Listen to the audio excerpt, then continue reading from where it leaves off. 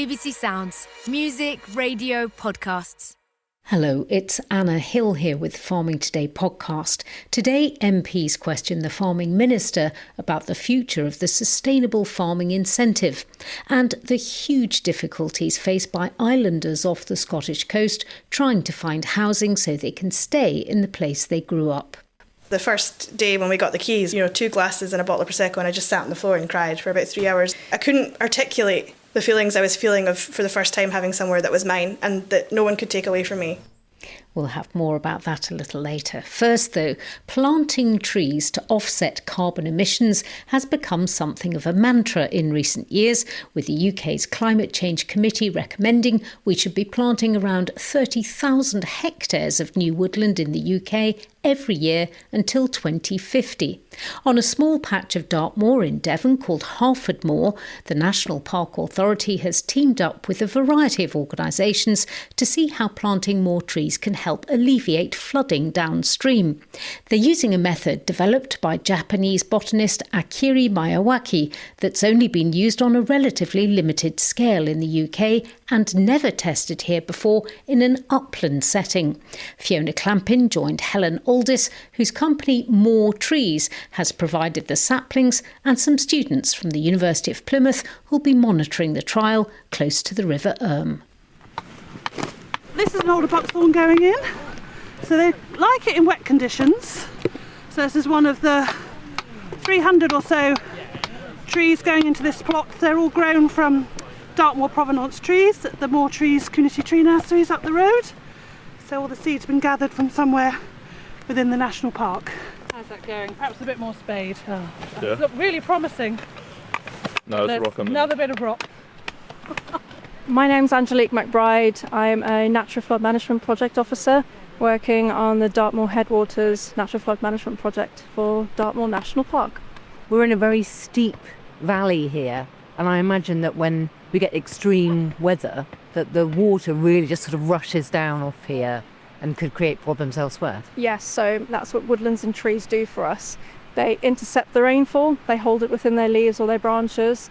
They also infiltrate the water down into their roots and hold the water in the soil before it hits the river. There's no room for the holly. We could just easily fence off the whole area and plant the whole river valley with trees, but that didn't quite work with the farming and grazing community that we've got here. Many cattle, sheep, ponies use this to access drinking water and just to graze the slopes as well. I'm John Howell. I'm an environmental consultant and I'm the owner of Harford Moor on the southern end of Dartmoor. I had some long discussions with the commoners, who are the farmers who are our neighbours and who I work with closely, who can see that they are losing grazing and they are being asked to reduce their livelihood benefits for benefits of others without any form of compensation. There's no public goods support on this project. That's quite a challenge. I mean, how do you manage to win them over? We had to agree to pro-grazing treatments elsewhere, such as gorse burning, that sort of thing, so that they don't lose out on the grazing to which they have a right. How many varied tree bags have we got so far? 1, 2, 3, 4, 5. We actually worked with the commoners on here to come up with a very novel solution that allowed for trees but also allowed for grazing of their livestock. So we came to an idea of, well, what about planting in plots in little sections and targeted areas? And then speaking with Dr. Thomas Murphy from the University of Plymouth, he suggested this novel tree planting methodology that's been used called the Miyawaki method. So the idea behind this method is that by planting in higher density, we can encourage essentially the natural competition that would take place within a natural forest system. So where there's a clearing, you would in nature see that site filled with different types of tree and they would essentially compete with each other. And in this context, we're obviously in Dartmoor and an upland environment. We're using this technique to essentially think about using that high density to see if we can shortcut the woodland restoration process. So how quickly do you think these will grow compared with a traditional way of planting? Mr. Miyawaki noted that it took about 20 years compared to 200 years that they were seeing that sort of establishment. But it's not been done in the uplands, so we have no idea. This is very, very new, so this is part of the learning. Angelique McBride ending that report by Fiona Clampin. The Environment, Food and Rural Affairs Select Committee of MPs has been hearing more about the repercussions of suspending the Sustainable Farming Incentive, or SFI, which gives payments to farmers for environmental work. Thousands of farmers have already joined the scheme, but it was abruptly closed to new applicants on the 11th of March without warning. Chair of the EFRA committee, Liberal Democrat MP Alistair Carmichael, gave the Farming Minister Daniel Zeichner several specific cases of farmers whose businesses were expected to be affected. Anna Beastie, Deepdale Farm, Norfolk. We're in the final year of a 5-year countryside stewardship mid-tier agreement. This was absolutely vital for us, as we have put land which had been intensively farmed and had degraded soil into stewardship. It ensured the farm was financially viable while we rested our land and repaired our soil. Good things for any farmer to be wanting to do. We had been preparing to apply for SFI at the end of our current mid-tier agreement. Now that's not going to be available to us. I'm looking at a £140,000 gap in our budget for next year, which terrifies me. Totally sympathise and understand with the situation people found themselves in, but what I would say is that when you look at the complexity of these different schemes and the interrelationship between them, we need to design a better system so that people can understand how it works, what are the risks, and we need to decide how we allocate most effectively. That was the Minister, Daniel Zeichner. Well, he added that he was sorry for those who missed out, but it was always a cash-limited scheme, which was very popular and had reached its limit. Janet Hughes, Director of the Farming and Countryside Programme at the Department for Environment, Food and Rural Affairs, confirmed to MPs that further information about the future of the Sustainable Farming Incentive will come in June after the spending review. She explained what's happening with people who had already applied for SFI payments. The ones that had been submitted, the RPA, Rural Payments Agency colleagues are working through those with the customers and are offering agreements at a rate of around £500 a week. So those who have submitted their applications will receive an agreement, assuming they're eligible. And those that had not submitted applications at that time, if they are participants in the SFI pilot, then they will still be able to apply. There's then a small number of those who were unable to apply because of a technical issue. They will still be able to submit their application. As to others that had intended to apply, they would need to wait for the next iteration of the offer to reopen if that's what they wanted to be able to do. Janet Hughes there. Well, yesterday when this committee met, there were headlines in the press about farmers refusing to supply millers with wheat for the first 2 weeks of April in protest at the inheritance tax decisions made by the government in October. Committee Chairman Alistair Carmichael asked Mr Zeichner about this.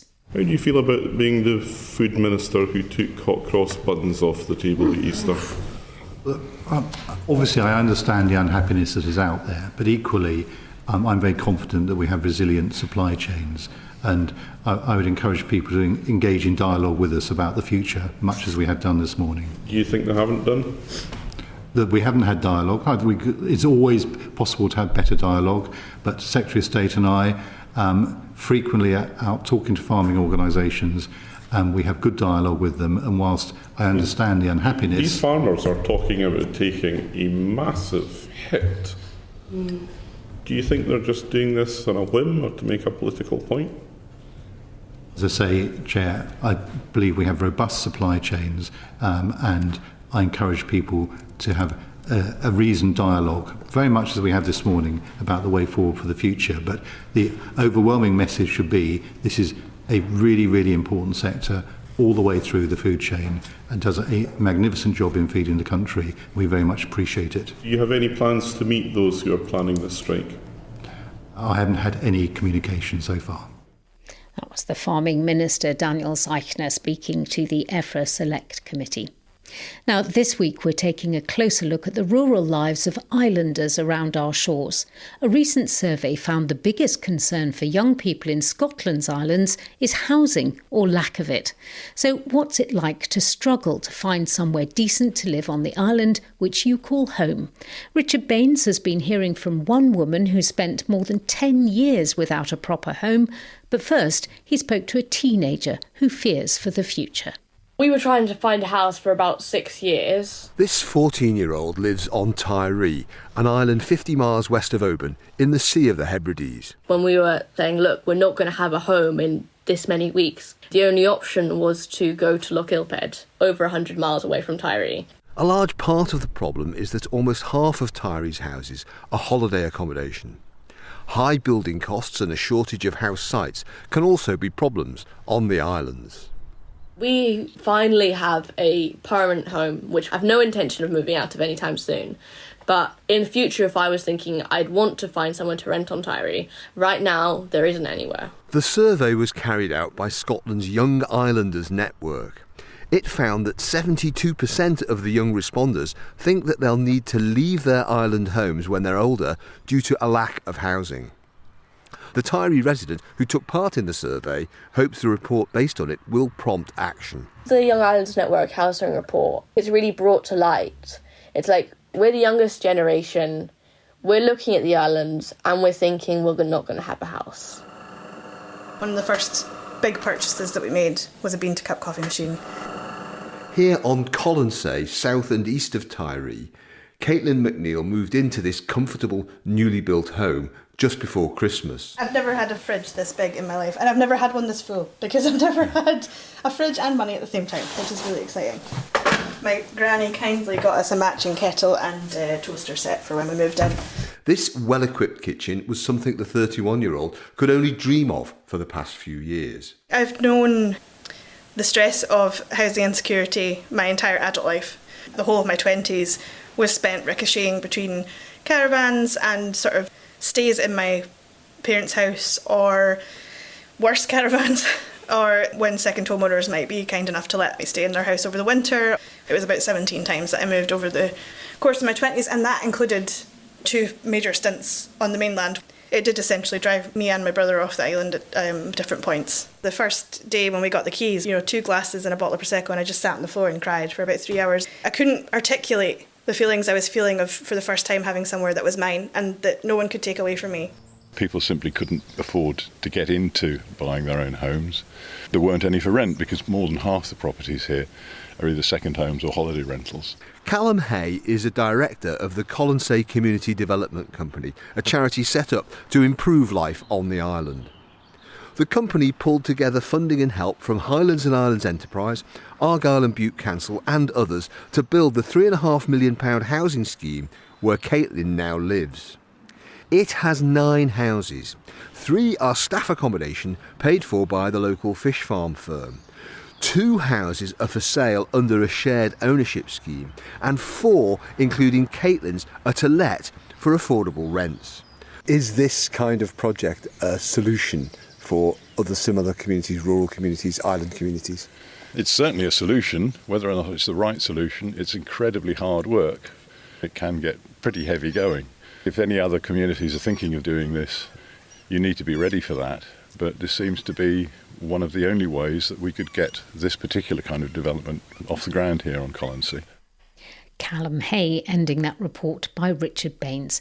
If you have any comments about the programme, we'd love to hear from you. You can email us. It's farming.today@bbc.co.uk. That's all from us. I'm Anna Hill. The producer was Rebecca Rooney. Farming Today is a BBC Audio Bristol production.